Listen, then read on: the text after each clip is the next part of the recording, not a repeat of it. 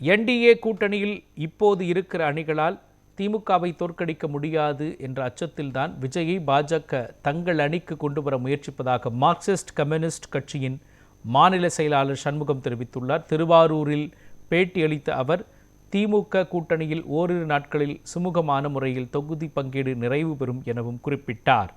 திமுக BJP கூட்டணியை பொறுத்த வரைக்கும் நேற்றைய தினம் தான் பேச்சுவார்த்தைக்கான குழுவே அவங்க அமைச்சிருக்காங்க. அதிமுக திராவிட முன்னேற்ற கழகத்தின் தலைமையான மதச்சார்பற்ற ஜனநாயக முற்போக்கு கூட்டணியை பொறுத்த வரைக்கும் பல கட்சிகளோடு தேர்தல் உடன்பாடு என்பதே முடிந்துவிட்டது.